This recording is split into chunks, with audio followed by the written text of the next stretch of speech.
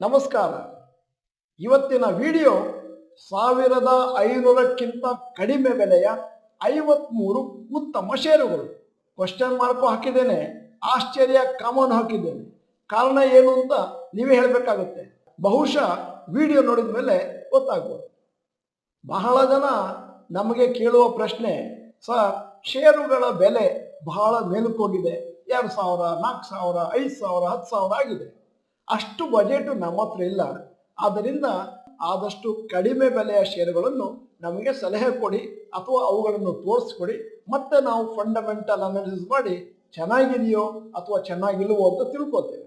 ಆದ್ದರಿಂದ ಇವತ್ತು ನಿಮ್ಮ ಮುಂದೆ ನಿಫ್ಟಿ 50 ಮತ್ತು ನಿಫ್ಟಿ ನೆಕ್ಸ್ಟ್ 50ಯಲ್ಲಿ ಯಾವ ಷೇರುಗಳ ಬೆಲೆ 1500ಕ್ಕಿಂತ ಕಮ್ಮಿ ಇದೆಯೋ ಅವುಗಳ ಪಟ್ಟಿಯನ್ನು ಇಟ್ಟಿದ್ದೇನೆ. ಆಗ್ಲೇ ಹೇಳಿದೆ, ಒಂದು ಕ್ವಶನ್ ಮಾರ್ಕ್ ಹಾಕಿದ್ದೇನೆ. ಉತ್ತರವನ್ನು ಈಗಲೇ ಹೇಳ್ತೇನೆ. ಯಾಕಂತಂದ್ರೆ ನಾನು ಹೇಳಿದೆ 1500ಕ್ಕಿಂತ ಕಡಿಮೆ ಬೆಲೆ ಇರುವ ಉತ್ತಮ ಷೇರುಗಳು, ಉತ್ತಮ ಬೆಲೆಯ ಷೇರುಗಳು ಅಂತ ಹೇಳಿದ್ದೇನೆ. ಆದ್ರೆ ಅದು ಉತ್ತಮವೋ ಇಲ್ಲ ಉತ್ತಮ ಅಲ್ಲವೋ ಅದನ್ನು ನೀವು ಫಂಡಮೆಂಟಲ್ ಅನಾಲಿಸಿಸ್ ಮಾಡಿ ತಿಳ್ಕೋಬೇಕಾಗತ್ತೆ. ನಾವು ಅದನ್ನು ಓಪನ್ ಆಗಿ ಹೇಳಲಿಕ್ಕೆ ಆಗೋದಿಲ್ಲ. ಇನ್ನೊಂದು ವಿಚಾರ ಹೇಳಬೇಕಾಗತ್ತೆ, ಹೆಚ್ಚಿನ ಲಾರ್ಜ್ ಕ್ಯಾಪ್ ಸ್ಟಾಕ್ಸ್ 1500 ರೂಪಾಯಿ ಕೆಳಗಡೆ ಇಲ್ವೇ ಇಲ್ಲ. ಮತ್ತೆ ನಿಮ್ಮ ಇನ್ವೆಸ್ಟ್ಮೆಂಟ್ ಕೆಪಾಸಿಟಿ ಹೇಗಿದೆಯೋ ಮತ್ತು ಫಂಡಮೆಂಟಲ್ ಅನಾಲಿಸಿಸ್ ಏನು ಹೇಳುತ್ತೋ ಅದರಂತೆ ನಾನು ಹೇಳಿದಂತಹ ಈ 53 ಷೇರುಗಳಲ್ಲಿ ನೀವು ಕೆಲವನ್ನು ಲಾಂಗ್ ಟರ್ಮಿಗೆ ಬೇಕಾದ್ರೆ ಸೆಲೆಕ್ಟ್ ಮಾಡ್ಕೋಬಹುದು.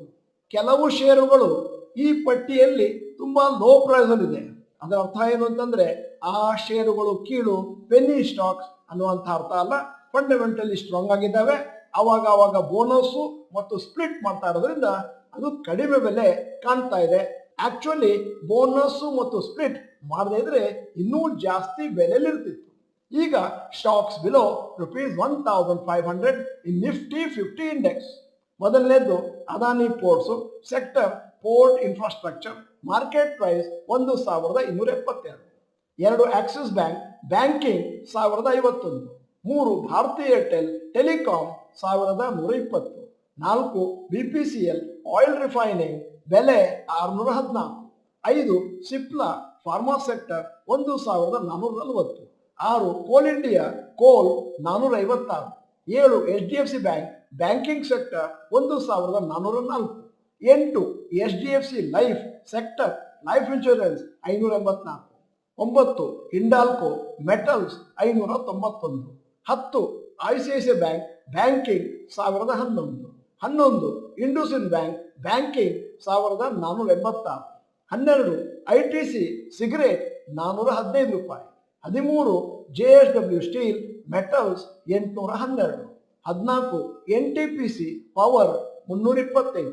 15 ONGC sector oil and gas 268. 16 power grid sector power 273. 17 SBI banking 726. 18 SBI life insurance sector 1440. 19 Tata consumer FMCG sector 1129. 20 Tata motors automobile market price 915. 21 Tata steel sector metals 141. 22 tech Mahindra IT 1311. 23 UPL sector chemicals market price 458. 24 Wipro IT sector 490. ಈಗ ನಾನು Nifty next 50 index ಹೋಗ್ತಾ ಇದ್ದೇನೆ. 1500 ರೂಪಾಯಿಗಿಂತ ಕಡಿಮೆ ಇರುವಂತಹ ಷೇರುಗಳ ಪಟ್ಟಿ. ಮೊದಲನೇದು Adani energy solutions power generation 1055 ರೂಪಾಯಿ. 2 Adani total gas distribution 1024. 3 Adani Wilmar sector FMCG 345. 4 Ambuja cement 576. 5 bank of Baroda banking 264. 6 Berger paint 554. 7 BEL defence 181. 8 Canara bank banking 571.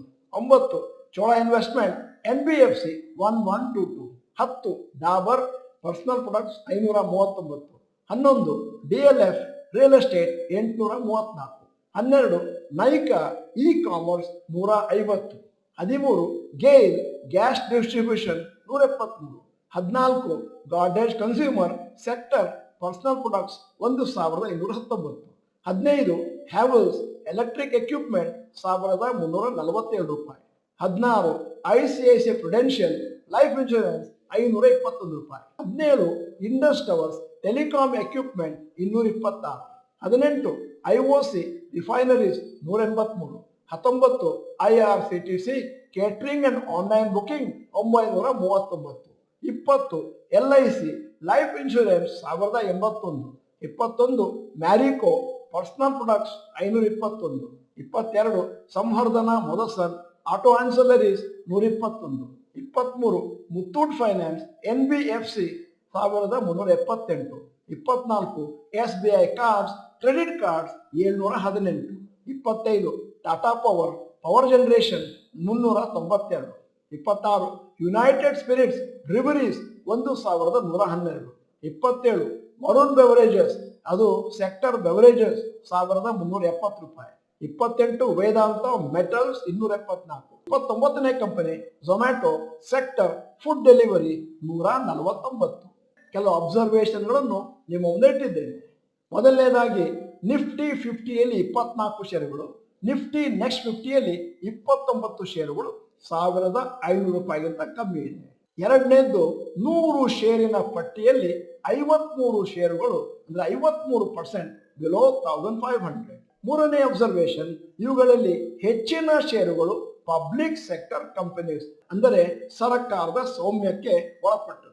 ಈಗ ನಾಲ್ಕನೇ ಅಬ್ಸರ್ವೇಷನ್, ಯಾವುದಾದ್ರೂ ಒಂದು ಷೇರಿನ ಬೆಲೆ ಕಮ್ಮಿ ಇದೆ ಅಂತಂದ್ರೆ ಅದು ಚೀಪ್ ಅಂತಲ್ಲ, ಮತ್ತೆ ಜಾಸ್ತಿ ಇದೆ ಅಂತಂದ್ರೆ ಅದು ಬಹಳ ಒಳ್ಳೆಯ ಷೇರು ಅಥವಾ ಕಾಸ್ಟ್ಲಿ ಷೇರು ಅಂತಲ್ಲ. ಏನಿದ್ದರೂ ಕೂಡ ಫಂಡಮೆಂಟಲ್ ಅನಾಲಿಸಿಸ್ ಮಾಡಿ ಆ ಪರ್ಟಿಕ್ಯುಲರ್ ಬೆಲೆ ವರ್ತ ಅಂತ ನೋಡ್ಬೇಕೆ ವಿನಃ ನೀವು ಬ್ಲೈಂಡ್ ಆಗಿ ಬೆಲೆ ಕಮ್ಮಿ ಇದೆ ಜಾಸ್ತಿ ಇದೆ ಅಂತ ಯಾವುದನ್ನು ಪರ್ಚೇಸ್ ಮಾಡಬಾರ್ದು. ಐದನೇ ಅಬ್ಸರ್ವೇಷನ್, ಬಹಳ ಜನ ಯಾವುದಾದ್ರೂ ಒಂದು ಷೇರಿನ ಬೆಲೆ ಜಾಸ್ತಿ ಇದ್ರೆ ಅದರಲ್ಲಿ ಹಣವನ್ನು ಹಾಕ್ಲಿಕ್ಕೆ ಹೆಸಿಟೇಟ್ ಮಾಡ್ತಾರೆ. ಇದು ಬಹಳ ಎಕ್ಸ್ಪೆನ್ಸಿವ್ ಆಗಿದೆ, ಬಹಳ ಮೇಲಕ್ಕೆ ಹೋಗ್ಬಿಟ್ಟಿದೆ, ಈಗ ಪರ್ಚೇಸ್ ಮಾಡೋದು ಸರಿ ಇಲ್ಲ. ಆದರೆ ನಾವು ಹೇಳುವುದು ಇಷ್ಟೇನೆ, ಉದಾಹರಣೆ ಕೊಡೋದು ಇದೇ ಯಾವಾಗಲೂ. ಏನು ಅಂತಂದ್ರೆ 100 ಸ್ಟೀಲ್ ಗ್ಲಾಸ್ ತಗೊಳ್ಳೋದು ಅಥವಾ 1 ಸಿಲ್ವರ್ ಗ್ಲಾಸ್ ತಗೊಳ್ಳೋದು ಎರಡೂ ಈಕ್ವಲ್ ಆಗುತ್ತೆ. ಅದರಿಂದ ಸ್ವಲ್ಪ ಕಾಸ್ಟ್ಲಿ ಆದರೂ ಪರವಾಗಿಲ್ಲ, ನಿಮಗೆ ಷೇರು ಚೆನ್ನಾಗಿದೆ ಅಂತ ಕಂಡು ಬಂದ್ರೆ instead of buying 100-200 shares you can buy 1 or 2 shares. ಆರನೆಯ ಅಬ್ಸರ್ವೇಷನ್, ನಿಮಗೆ ಫಂಡಮೆಂಟಲ್ ಅನಾಲಿಸಿಸ್ ಗೊತ್ತಿದೆ, ಮತ್ತೆ ಒಳ್ಳೆಯ ಷೇರುಗಳನ್ನು ಆಯ್ಕೆ ಮಾಡಲಿಕ್ಕೆ ಬರುತ್ತೆ, ಮತ್ತೆ ಅದನ್ನು ಮತ್ತೆ ಮತ್ತೆ ಮಾನಿಟರ್ ಮಾಡಲಿಕ್ಕೆ ಬರುತ್ತೆ ಅಂತಂದ್ರೆ ನಿಮಗೆ ಇವತ್ತು ಲಿಸ್ಟ್ ಕೊಟ್ಟಿದ್ದೇವೆ. ಅವುಗಳಲ್ಲಿ ಕೆಲವು ಷೇರುಗಳನ್ನು ದೀರ್ಘಾವಧಿಗೆ ಕೊಳ್ಳಬಹುದು, ಅವುಗಳಲ್ಲಿ ಕೆಲವು ಷೇರುಗಳನ್ನು ನೀವು ಶಾರ್ಟ್ ಟರ್ಮ್ಗೂ ಪರ್ಚೇಸ್ ಮಾಡಬಹುದು based on the technical indicators. ಆದರೆ ಬಹಳ ಇಂಪಾರ್ಟೆಂಟ್, ಯಾವ ರೀತಿ ನಿಮ್ಮ ಷೇರುಗಳನ್ನು ಸೆಲೆಕ್ಟ್ ಮಾಡ್ತೀರಿ.